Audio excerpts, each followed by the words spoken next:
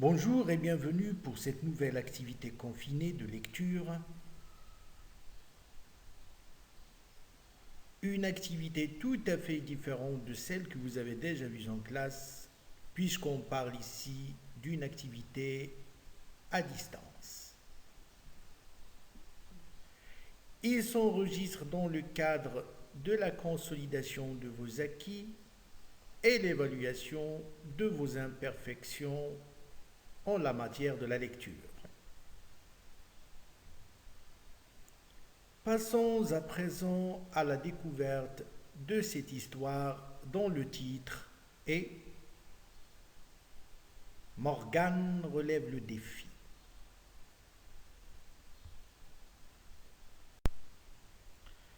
Cette histoire, publiée aux éditions de Flammarion, écrite à la fois par Christine Frassetto et Christian Jolibois, deux auteurs qu'on va découvrir plus tard.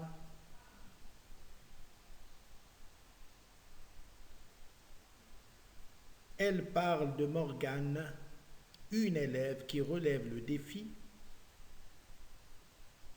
Donc les élèves de sa classe vont participer à un concours et qui ont établi un code d'honneur du clan secret qui s'appelle Mes copains d'abord. Les articles de ce code d'honneur, nous avons premièrement, ils doivent avoir un ancêtre, corsaire, compagnon du Surcouf. Deuxième code, ils partagent tout, ne se cachant rien et se disent tout. Troisième code, ils aiment la pluie et relèvent la tête dans les tempêtes. Quatrième code, ils doivent rire au moins une fois par jour. Le cinquième, c'est qu'ils sont capables de manger 15 crêpes sans avoir mal au cœur. Le sixième code et le dernier, c'est qu'ils doivent utiliser leur langage secret en cas de danger.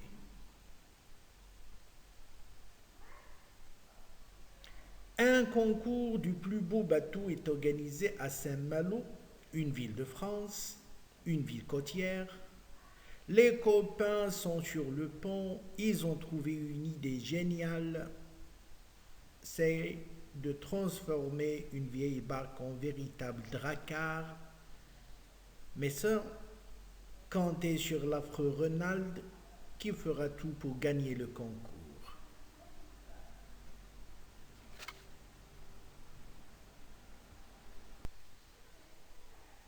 Les auteurs de cette histoire.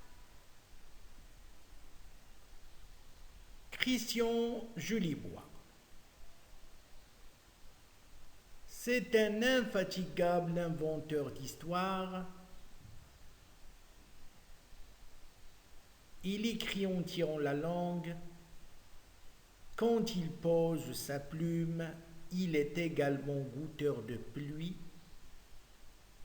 père d'une grande fille, amateur de jardin, papa chat, piéton des villes et arpenteur des bois, drogué au chocolat noir, incorrigible rêvasseur, nul aux échecs, mais assez bon cuisinier au service de sa famille et de ses amis. Cette histoire est coécrite avec Christine Frassetto. Elle dit qu'elle aime sa famille, la mer, les chevaux, le bricolage, rire, lire, jouer, chanter, canter, écrire avec son copain Jolibois. Elle aime aussi cuisiner, manger, les histoires d'amour qui font pleurer, celles qui font pleurer et celles qui font voyager et rêver. Et surtout celles où les héros sont plus forts que les méchants. Tout ça est la vie, quoi. Les illustrations sont réalisées par Joël Passeran, qui a grandi entre une maman française, les grands-parents hongrois et des copains qui parlaient alsacien, une langue d'une région de France. Comme elle n'y comprenait rien, elle a commencé à dessiner un peu, puis de plus en plus a finalement décidé de ne plus s'arrêter. Aujourd'hui, Joël Passeran parle surtout le français et l'anglais, l'alsacien avec les doigts de pied et le hongrois avec les mains. Elle dessine pour le travail, pour le plaisir et pour sa fille. Et quand elle est fatiguée, elle va se coucher.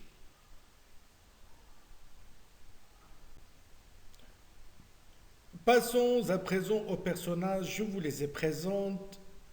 Écoutez bien. Nous avons d'abord Morgane.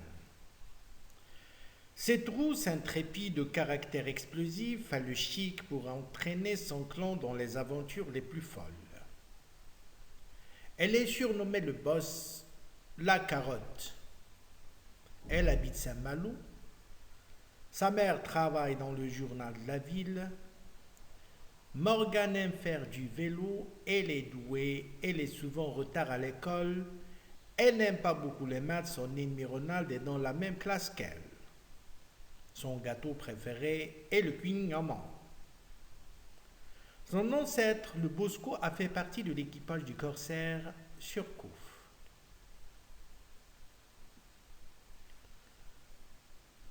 Passons à Victor, Mimi et Sandy.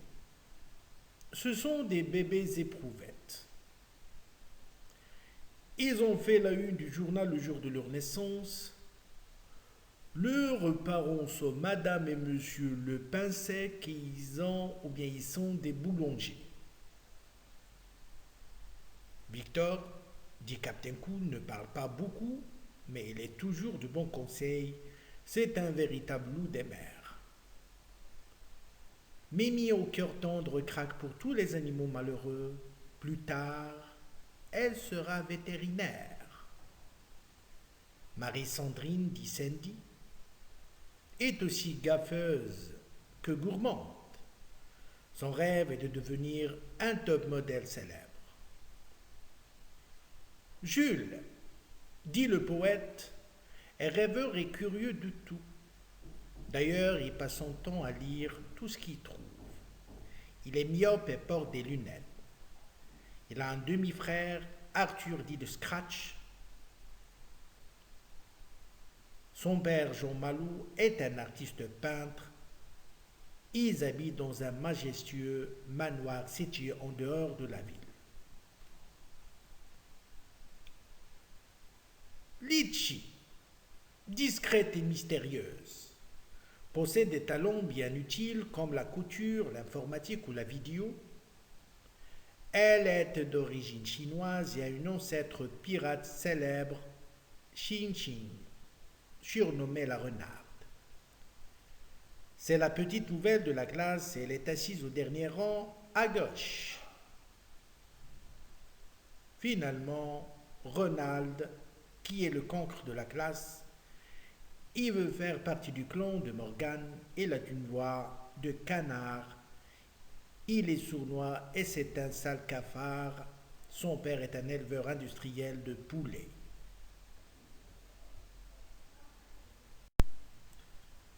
Les exposés. Lors des différents exposés, nous avons découvert que la ville de Saint-Malo est une ville fortifiée. Ses habitants se nomment les Malouins. Les spécialités de Saint-Malo sont les galettes et la patate, une délicieuse confiserie en pâte d'amande. Surcouf, surnommé le renard, est un Malouin célèbre qui fut corsaire au XVIIIe siècle. Avec son bateau, il s'emparait de la cargaison des navires anglais. Les anciens marins ont utilisé le matériel suivant: l'astrolabe, puis plus tard le sextant, le compas ou boussole, des cartes marines est la longue vue. Au temps de nos grands-parents, des malouins comme le père Terre-la-Bouée partaient à Terre-Neuve pêcher la morue et ils utilisaient des barques, des doris. Ils utilisaient les doris peut-être parce qu'ils étaient utilisés par les Vikings. Souvent, les proues de leurs dracas étaient ornées d'un dragon. Au Xe siècle, ces hommes du Nord ont de nombreuses fois pillé la France avant de s'y installer en Normandie. Les copains ont envisagé de transformer leur doris en pirogue africain d'abord, en canoë indien, en barque emmenant Cléopâtre, reine d'Égypte, chez César, empereur romain, en Nautilus, comme dans le roman de Jules Verne, avant d'opter pour le drakkar. Mais à cause de Ronald, ils seront contraints de transformer leur doris en Titanic, bateau qui a coulé en 1912 après avoir heurté un iceberg. Le clan des copains a reçu son prix des mains du célèbre navigateur Olivier de Kersauzon et de la petite fiancée de l'Atlantique, Florence Artaud. Litchi, la petite nouvelle, a une ancêtre célèbre, Chinching. Cette femme était un terrible pirate à la tête de plus de 500 gens. L'Empire du Milieu, la Chine, est 17 fois plus grand que la France. Il y a plus d'1,3 milliard d'habitants. Le monument le plus connu de Chine est la Grande Muraille qui mesure 6700 km. Le panda ne vit que dans le centre de la Chine et c'est un animal très protégé. En Orient comme en Occident, le dragon est une créature légendaire importante. Le dragon personnifie en Chine la douceur et la bonté. Les dragons étaient les dieux de la pluie. Aujourd'hui encore, en Chine, on célèbre la nouvelle année en promenant dans les rues d'immenses dragons de papier et de bambou. En Occident, la tradition chrétienne a fait du dragon le serviteur du diable et l'incarnation du mal. Maintenant que vous avez écouté cette histoire intéressante, qui est à la fois narrative, descriptive, documentaire, informative, vous pouvez répondre aux questions qui vont suivre et vous pouvez aussi la réécouter plusieurs fois.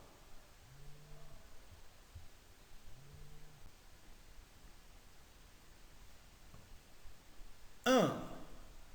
Réponds aux questions en faisant des phrases. A. Quels sont les auteurs de ce livre? Je répète, quels sont les auteurs de ce livre?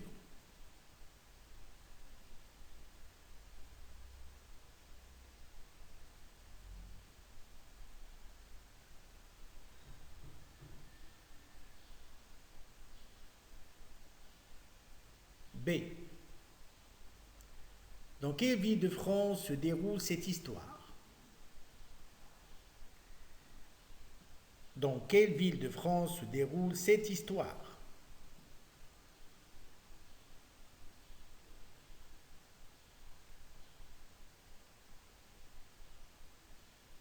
C. Qui fait partie du clan des copains d'abord? Qui fait partie du clan des copains d'abord? C'est dire quels sont les personnages de cette histoire.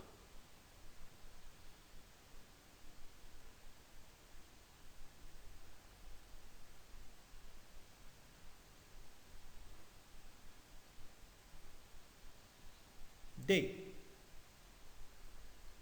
À quel événement vont-ils participer?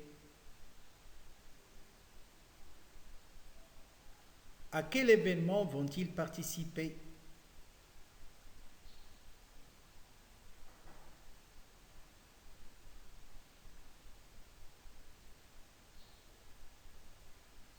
E. Où vont-ils s'installer pour construire leur dracar? Où vont-ils s'installer pour construire leur dracar?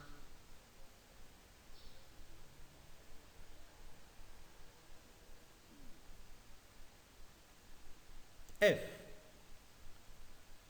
Pourquoi ne vont-ils pas présenter leur dracar au concours?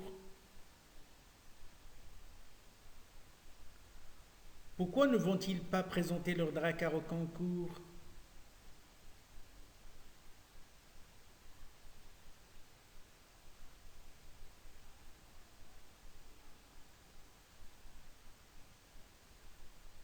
G. Que va-t-il arriver au bateau de Ronald lors du concours?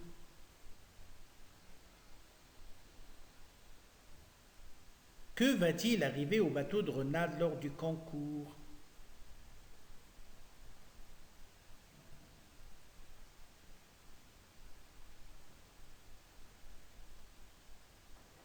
H. Qui va gagner le concours? Qui va gagner le concours?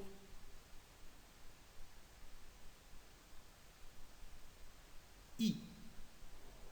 Cite le nom d'un monument chinois. Cite le nom d'un monument chinois.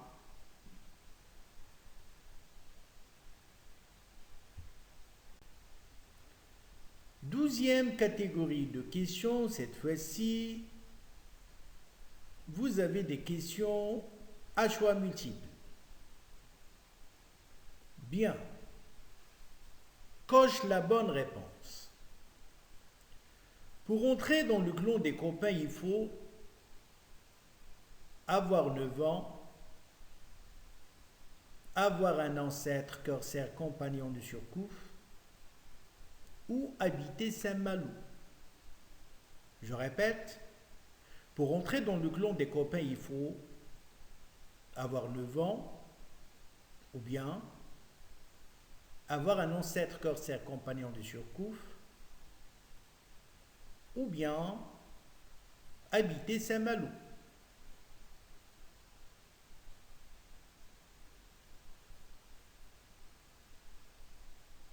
Passons à la question suivante. Le gâteau préféré de Morganet, le parfait, le moelleux au chocolat, le Queen amand. Je répète, le gâteau préféré de Morganet, le parfait, le moelleux au chocolat ou le Queen amand.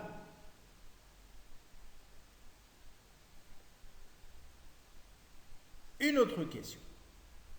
Les parents des triplés sont agriculteurs, peintres ou boulangers. Les parents des triplés sont agriculteurs, peintres ou boulangers. Question suivante. Le frère de Jules est Arthur, Victor ou Renald. Le frère de Jules est Arthur, ou bien Victor, ou bien Renald. La question suivante. Litchi est acceptée dans le clan car elle est douée en couture, elle est mystérieuse, ou bien elle a une ancêtre pirate. Je répète, Litchi est acceptée dans le clan car elle est douée en couture, elle est mystérieuse, elle a une ancêtre pirate. Question suivante. Le père de Ronald est un canard, un éleveur de poulets, un boucher. Quel est le métier du père de Ronald? Un canard, un éleveur de poulets ou un boucher? On passe. Les habitants de la ville de Saint-Malo se nomment les Mous, les Malous, les Malouins. Je répète, les habitants de la ville de Saint-Malo se nomment les Mous, les Malous ou les Malouins. On passe à la question suivante. Surcouf était un corsaire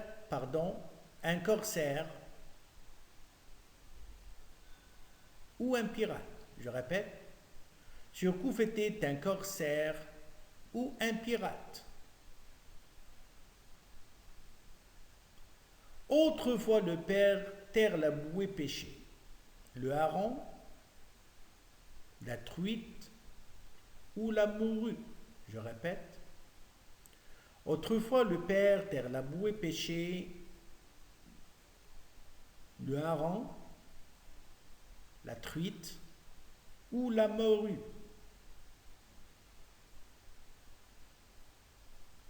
La question suivante. On appelle aussi la Chine l'empire du soleil levant,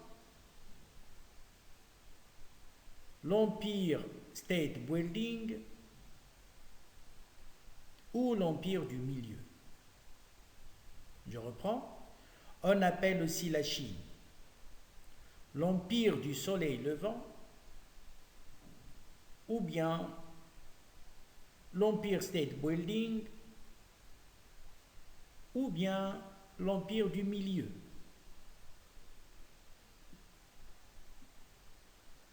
La question suivante maintenant. En Chine, le dragon est signe du diable ou de douceur et de bonté. Je reprends. En Chine, le dragon est signe du diable ou de douceur et de bonté.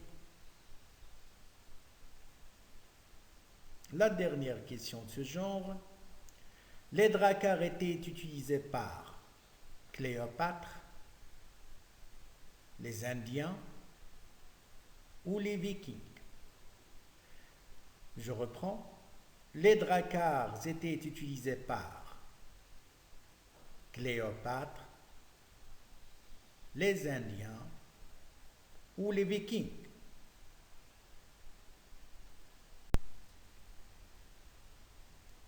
Troisième exercice. Réécris les noms sous les photos. La première liste. Astrolabe, compas, carte marine, longue vue, sextant. Attention au piège, je répète. Astrolabe, compas, carte marine, longue vue et sextant. Sous chaque photo, vous mettez le nom qui lui correspond. La deuxième liste maintenant. Le Titanic, le Doris, le Drakkar,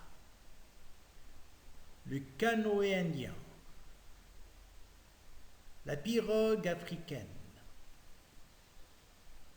le Nautilus. Je répète, Titanic, Où est le Titanic? Le Doris, le Drakkar, le canoë indien, la pirogue africaine et le Nautilus de Jules Verne. Troisième et dernière liste, il s'agit ici de personnes illustres. Où est Florence Artaud? Où est Olivier de Kersauzon? Je répète, où est la photo de Florence Artaud?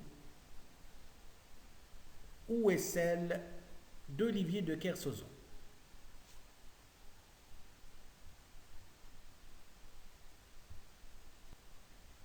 Voilà, c'est la fin de cette séance. J'espère que vous vous en êtes bien amusé et que vous en avez tiré profit. À la prochaine!